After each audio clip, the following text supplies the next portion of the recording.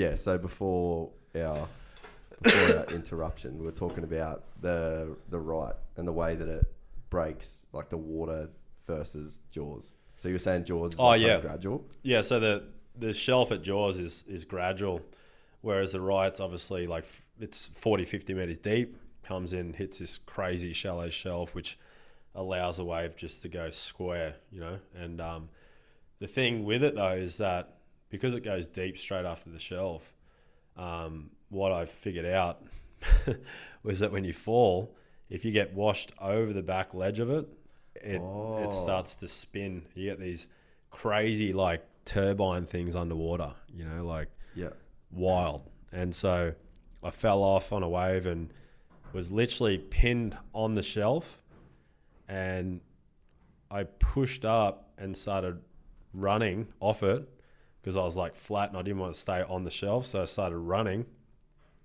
and I literally ran off the back of the ledge. It was like, felt like base jumping or something.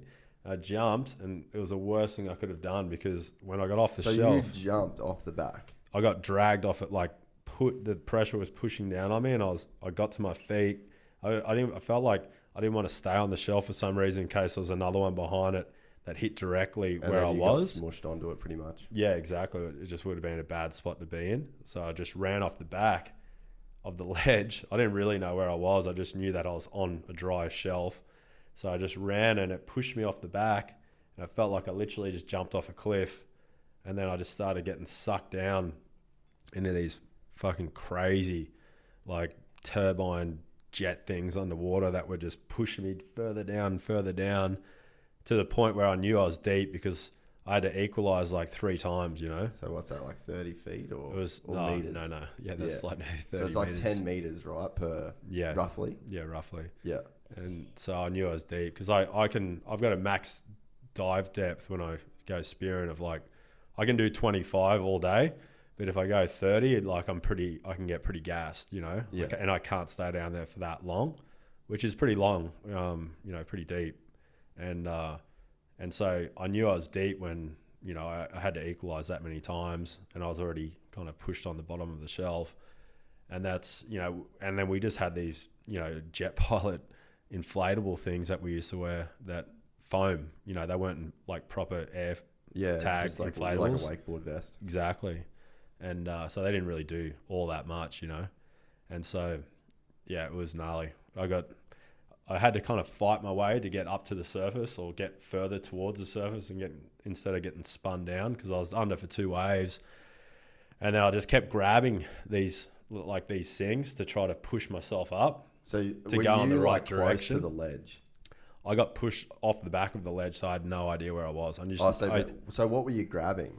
So obviously underwater, when you fall off, I keep saying obviously like you should know. Yeah, yeah. I mean, last time I said it, right, I just fucking nailed every wave. So. Yeah.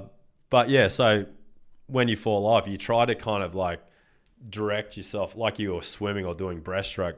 If you use your hands, you go in the right direction. Yeah. So you can kind of do that underwater when you fall off. You know, there's a lot of water moving. Like, you're knowing where north is, so you're trying to just... Yeah, I kind of knew where the surface... Yeah. I know where the surface is in that direction because I've got my vest trying to bring me up a bit. I'm trying to go with it and trying to fight to get to the surface. Yeah. And because I was so deep, I had to do that because it kept... Like, I'd gain sort of momentum coming up. And then if I got it wrong, or if another surge came over on top of me, it just pulled me back down. And I'd done that like 2-3 times. And I literally, on the 3rd one, I just stopped swimming. I'm like, I'm done. I'm going to black out. And then finally I felt like everything started settling down. I knew that there was a break in the waves, or, you know, because I'd already copped. I fell on probably the second wave of the set. And I knew there was probably like 4 waves in the set. I got another one on the head, which was obviously pulling me back down a lot underwater. And then when it started calming off, I knew that I could, you know, by the 3rd time of getting dragged back down, that I could. Yeah, you figured I figured was over. That was it. You know, this is my moment to get up. But at that stage, I was already gassed. You know, I was like, shit's getting pretty bad. Zone, yeah. So I started swimming up. I started getting good momentum. Probably done like 15 strokes. Like slow long strokes, which is a lot. And then the body started convulsing bad. Really? Yeah, like really bad, to the point where I was like, when your body goes through that. So what exactly is happening there? That's your body. Like, that's not Starting you. to die, That's not you freaking. It's not dying. It's just running out of air. It's running Yeah. out of oxygen. So it's like, that's where your diaphragm will kick in, because if you've got a strong diaphragm, what will happen? Your body It'll like make you breathe, will right? make you breathe. Like Yeah. like I was getting to the point where my mouth I had shut, but I was sucking water in without like mindfully Doing trying to do it. Fuck that. And so like at one point I was literally like holding my mouth because I was starting to suck a fair bit of water in, and then the convulsions I had at the start were I probably overrode like one, and then the second one I started taking the water. I knew by the third, like by the three, because I'd train, like I'd get like one urge in convulsion and then like maybe two. By the third, like I never really pushed it past two, you know, like two was like, oh, you know, that's pushing it a bit. So I knew after the second one, and the water was starting to thin. So I kind of got it like a bit of a mental sort of like, oh yeah, I must be getting close. And that's when I knew I was deep, because I felt the change of the water pressure. Yeah, like the actual pressure of the water on your body, on my face. Like I Yeah. could feel it. And like things were getting more airy. Like, and it's like, okay, I must be getting pretty close. But that could still be 10 meters. That could be still 10 Yeah. meters. So I was like, don't get too excited. Like, and then by this stage, because I thought I was going to drown like, I don't know, 15 strokes ago, I was like, I'm still here. I'm still like conscious. But then like when the third one kicked, I don't remember breaking the surface. Yeah. And I just came up right next to my mate on the ski. It was just like, I couldn't even jump on the ski because I was like, You're gone pretty gone, much. yeah. Like, out, I've got photos of it actually. This photographer was right there on a ski, and I literally, where I fell off was where I came up. So I'd done a whole circle of the whole reef. Really? Bizarre. Like almost to like where you let go of the rope at the start of the reef. So I went around the whole thing, came up, and I was just like, yeah. Were you pretty conscious when you came? Like you didn't lose consciousness, or? It was like I don't really remember the last bit of it, and I was starting to swim sideways, so I knew I was on the urge of blacking out. Yeah.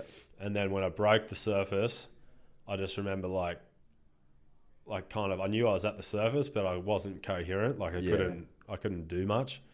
Yeah, and you're then just that done. And it took me like I don't know, 4 or 5 breaths to like, yeah, okay, I'm good. I can like move. Is it almost like, have you ever been properly put to sleep in jiu-jitsu? Yeah. Is it almost... not in class, but I've, like my mate. Just like mates and shit? Like, yeah. Is it almost like that where you sort of like, you're about to tap and then you just go, like you just drift, but you think you're there, but you're sort of not there. I think it's obviously it's a way more extreme version, but it's like that last little bit where you actually think... Yeah, you think you're all good and you can like... Yeah. I've like had like reached to like tap somebody's leg and you're just like in the middle of it and you just think you're there the whole time. Yeah, it's probably a bit... It's not as abrupt. Like it's not like, I'm here quick, and you're gone. You know, like you know that you're about to go. You like things start happening. The body's like giving you so many warning signals. Like, breathe, what bro. are you doing? What are you doing? Like, yeah, there's bells and whistles going off everywhere. But so if it was like a car dash, it'd just be lit up. Oh yeah, the thing's just going ham. It's like, fuck, what's going on? Check oil. Check oil. Tire pressures are gone. Yeah, everything's going on. Lights on. Yeah, the steering starts shaking.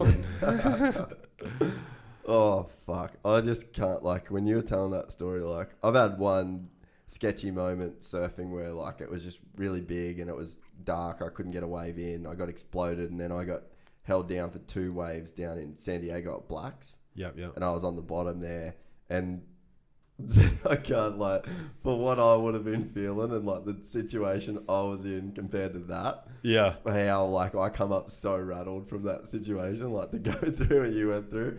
Like I'm in my mind when you're telling that story, I'm like going back to that day at Blacks, and I'm just like, whoa. Yeah, it was like even for me, I was like, yeah, it kind of rattled me for a while. But it's all part of it, and that was probably the worst one that I've had for sure.